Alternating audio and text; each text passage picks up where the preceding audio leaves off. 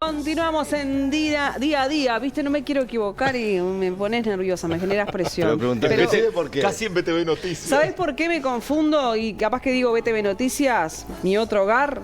Porque tengo a Eduardo al lado. Y a Eduardo, Claro. Eduardo Botinelli, el director de la consultora Factum. Lo tengo siempre allá también. Bienvenido, Eduardo. ¿Qué tal? ¿Cómo están? Sube y baja, sube y baja.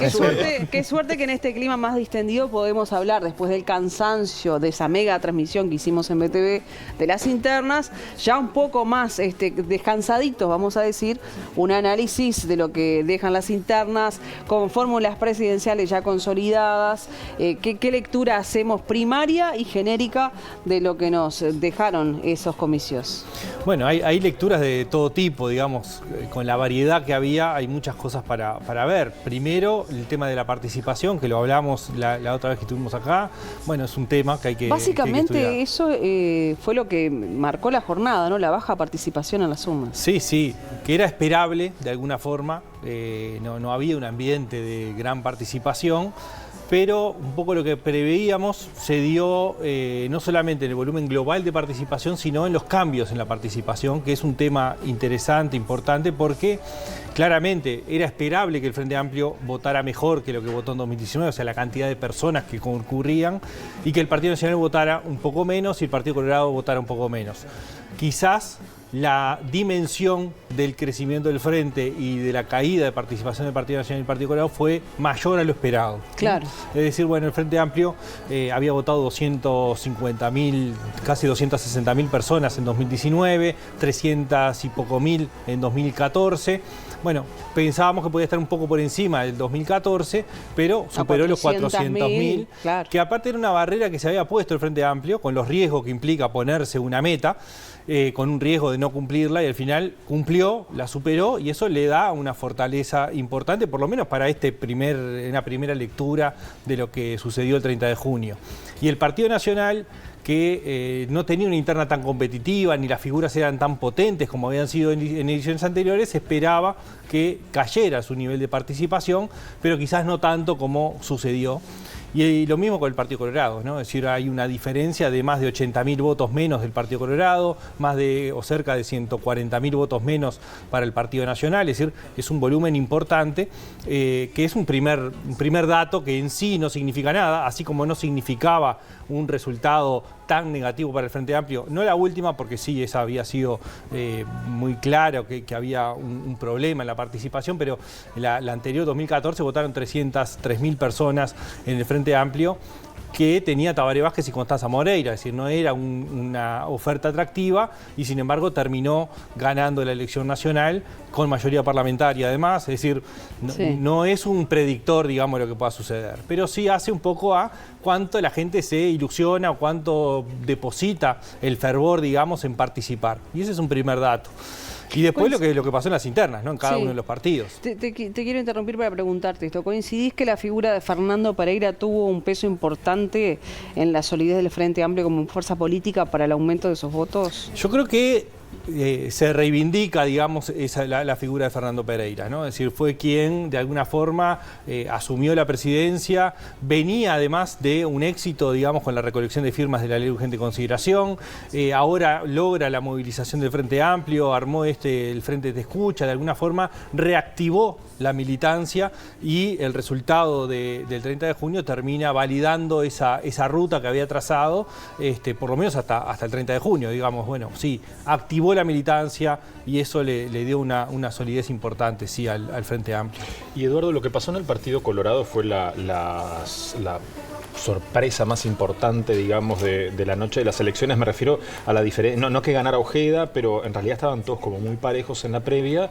y la verdad que la diferencia que tuvo con los candidatos, claro, fue muy grande, se despegó. Sí, fue grande, fue importante, pero también al mismo tiempo tenemos la primera vez desde que está este sistema que quien es candidato único no es elegido directamente. Es decir, como no superó el 40% con 10 puntos de ventaja sobre el segundo, es decir, quedó a pocos cientos de votos de superar el 40%, va a tener que ser proclamado por la convención del Partido Colorado. Es la primera vez que se da eso, que bueno, es inédito, pero que está el arreglo, digamos, ¿no? A ver, antes podía estar la idea de que podría no ser elegido, esto quedó claramente ratificado el mismo 30 de junio, incluso antes, de, bueno, el que gana, gana, ¿no? Es esa frase que quiere decir, bueno, el que sale primero, no importa si cumple o no los requisitos legales, va a ser el candidato único. Pero es un dato interesante porque es la primera vez que sucede. Lo otro es que, bueno, esto pone un poco también, sí, en cuestión lo que hemos hablado incluso antes de las internas sobre el peso de las distintas estructuras en los partidos. Es decir, ¿cuánto pesan las estructuras? Bueno, Ojeda, sin estructura, terminó ganando la interna del Partido Colorado en un nivel bajo de votación, es decir, votaron un poco más de 100.000 personas. Eso le da, por un lado, esa distancia importante con respecto al resto, por otro lado, un desafío importante para que crezca el Partido Colorado, ¿no? Sostener aparte esa votación. No solamente tiene que sostener esa votación, sino que además, ¿no? Claro, y bueno, la construcción del liderazgo no pasa por una elección interna, ¿no? Es decir, el liderazgo pasa por ser reconocido por los demás como el líder y lo que suceda en octubre, ¿no? Es decir, no es lo mismo que el Partido Colorado recupere lo que ya votó o mejore a que vote por debajo. Es decir, esto va a ser algo que va a haber que analizar hacia octubre. Y Raffo, que no llegó a ese 30, se hablaba un poco de que a ver si llegaba al 30, estuvo muy lejos, ¿no? Del 30%. Sí, estuvo lejos del 30, a ver, estuvo muy cerca de lo que las encuestas marcaban previamente, claro, ¿no? Es decir, ahí yo creo que es un dato importante porque tiene que ver con que no era un escenario poco probable el que terminó sucediendo, ¿no? Es decir, que efectivamente estuviera en el entorno del 20 o un poco por debajo, era un escenario, digamos, de los más probables. Por eso llamó un poco la atención la demora, digamos, durante la misma noche, como si ese escenario no hubiese estado arriba de la mesa como probable, digamos, ¿no? Y en definitiva era un escenario probable. Lo cierto es que efectivamente Raffo termina siendo, digamos, una de las grandes derrotadas de la noche, porque en definitiva no supera el 20%, no integra la fórmula, bueno, sí. Sin embargo sacó 60.000 votos, ¿no? Sí. Y por otro lado estamos mirando a Ojeda como el fenómeno de estas elecciones, la sorpresa que sacó 40.000, ¿no?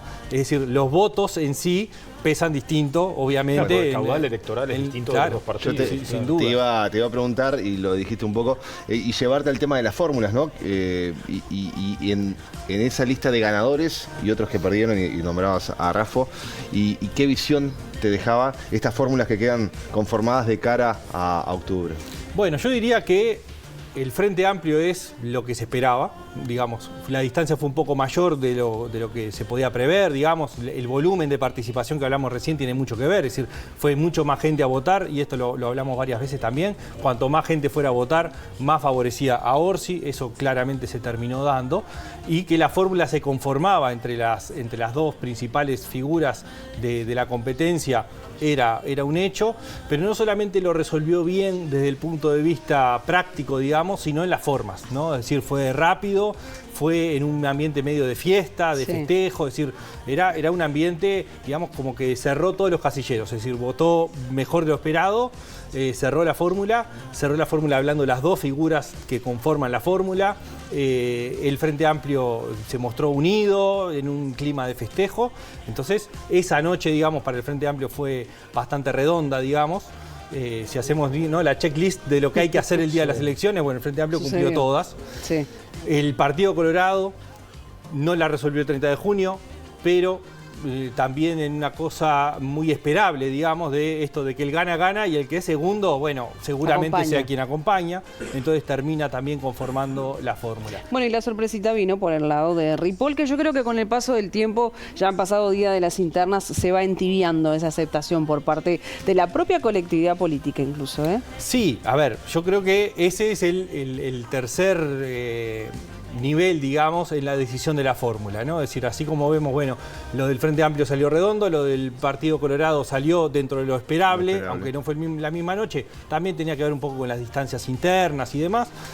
El Partido Nacional, por lo menos lo primero que generó fue sorpresa y reacciones negativas, sí, en una parte de la militancia del Partido Nacional, creo que, claro, con el paso del tiempo se da lo esperable. Es decir, bueno, el Partido Nacional termina asimilando esa sorpresa, los propios militantes. Sí. Sigue, obviamente, habiendo algunos cuestionamientos internos por la forma, porque por esto que hablábamos, el Frente Amplio no solamente fue el qué, sino el cómo. Bueno, el Partido Nacional, el qué era cuestionable y el cómo también, no solamente por cómo o con quién resuelve, sino cómo resuelve, cómo se termina dando la comunicación, qué es lo que pasa con Laura Raff, ¿no? Es decir, también en esa instancia no alcanzó el mínimo, pero las formas en que se fue comunicando el tema también fue generando más dolor, digamos, en esas heridas que van quedando en las internas, que es habitual que sucedan en cualquier partido, ¿no? El que pierde no queda contento siempre, o más bien casi nunca, sí, ¿no?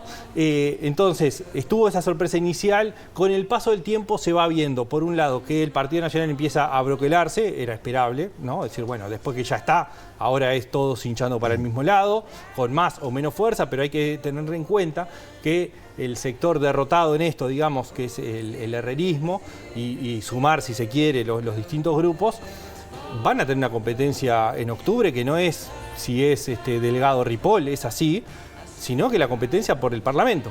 Y en el Parlamento van a querer tener la mayor representación posible, por lo tanto van a pelear lo máximo posible para tener la mejor representación parlamentaria.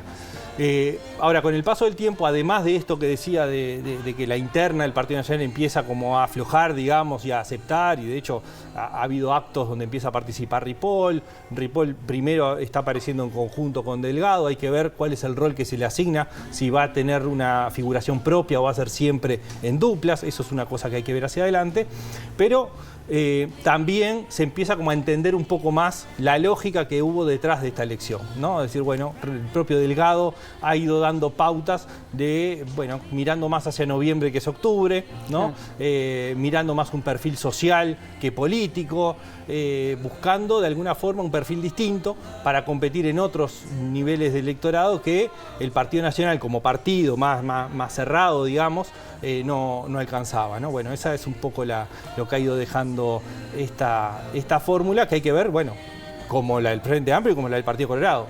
Son 3 meses y medio por delante, es decir, no es se resuelve y ya está, claro, sino que, bueno, hay que transitar 3 meses y medio llegando a todo el electorado y ya no yendo como era hasta ahora, buscando los niveles más cercanos a los partidos que son los que participan en las elecciones internas. Bien, Eduardo, por hoy te vamos a despedir. Como siempre, muchas gracias por el claro análisis y para contextualizar, ¿no?, este año electoral, que realmente la gente lo que necesita es información y saber dónde estamos parados de cara a lo que será octubre. Muchas gracias. Te veo mañana en BTV Noticias del Mediodía. Mañana al mediodía nos vemos en BTV Noticias. Allí nos vemos. Gracias, Eduardo. Saludos a Oscar.